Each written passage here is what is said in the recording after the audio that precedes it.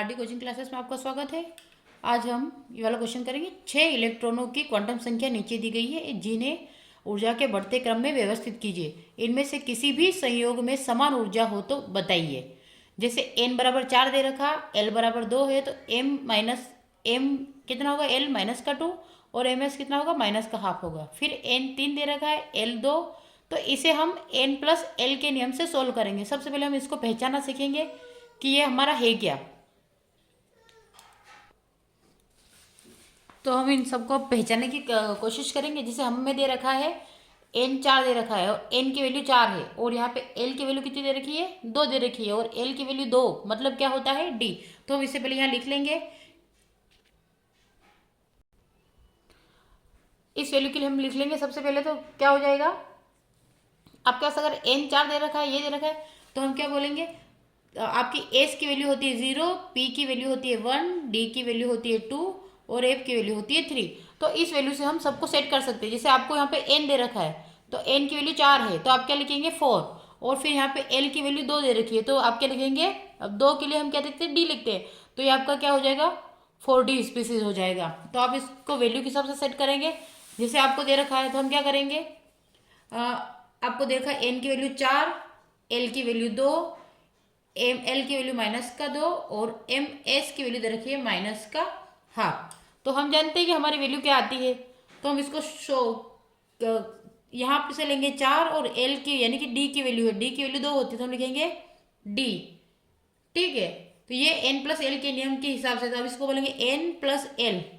अगर डाले तो एन कितना है 4, और एल कितना है 2, बराबर कितना हो गया 6। तो ये आपका हो गया पहला। अब दूसरा आपको दे रखा है, दूसरा दे रखा है आपको कि n की वैल्यू आपके पास 3 है, और l की वैल्यू 2 है, एम एल की वैल्यू 1 है, और एम एस की वैल्यू प्लस का हाफ है।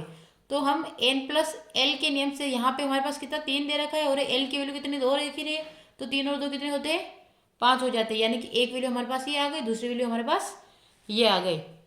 तीसरे को सोल्व करते हैं। आपको दे रखा है n की वैल्यू 4 दे रखी है, l की वैल्यू 1 दे रखी है, और एम एल की वैल्यू 0, और एम एस प्लस का हाफ दे रखा है। तो यहाँ से n प्लस l के नियम से n कितना 4 है और l कितना 1 है, तो कितना हुआ 5, यानी कि ये और ये दोनों बराबर आ गए, 5 आ गए हैं। ठीक है, वैसे हम नेक्स्ट की बात करते हैं।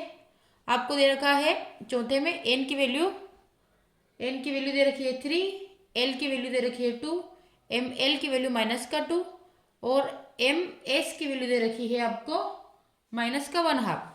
तो अब इसके लिए क्या करेंगे, यहाँ पे n3 है, तो n प्लस एल के नियम से फिर करेंगे।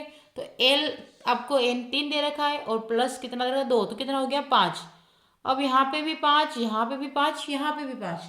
तो हम इसको कैसे सेट करेंगे कि हम सबसे पहले किसको लिखेंगे, तो यहाँ पे आपका 6 है, ठीक है, फिर 5, तो सबसे ज्यादा वैल्यू किसकी आ रही है, 6 की आ रही है, फिर 5 की, फिर 5 की, और फिर इसकी आ रही है। तो हमें ये देखना है कि एनर्जी का जो बढ़ता क्रम है, सबसे ज्यादा एनर्जी का बढ़ता क्रम किसका है। अगर हमें इनको क्रम में जमाने का बोले, तो हमारे पास ये 1 की कितना आया 6, 2 का कितना आया 5, 3 का कितना आया 5, और 4 का कितना 5। तो हम इसको इस प्रकार से लिख सकते हैं कि सबसे कम हमारी 5 की है, तो हम क्या लिखेंगे, ऐसे 2 लिखेंगे, फिर लिखेंगे 3, फिर लिखेंगे 4, क्योंकि 5 5 5, और इन सबसे ज़्यादा किसकी है, 1 की। तो ये इस प्रकार से हमारा आंसर हो जाएगा, पहले 2 आएगा, फिर 3 आएगा, 4, यानी कि तीनों बराबर है, 5 5 5, और 1 कितनी है 6, इसलिए 1 सबसे ज़्यादा हो जाएगा। अब हम इसमें देखते हैं, देखो यहाँ पे 6 इलेक्ट्रॉनों की संख्या दे रखी है, तो अब यहाँ पे n की वैल्यू 4 है, तो इसने क्या लिखा 4, फिर l की वैल्यू 2, तो हमने यहाँ से वैल्यू ले ली 2, कितना आ गया, d आ गया आपका। फिर आ जाता है इसका, तो इस प्रकार से यहाँ पे देखो 5 6 5 5 5 4 5, तो यहाँ पे सबसे पहले सबसे छोटा क्या होगा, तो सबसे छोटा हो रहा आपका 5, इसलिए सबसे छोटा 5 लगा दिया।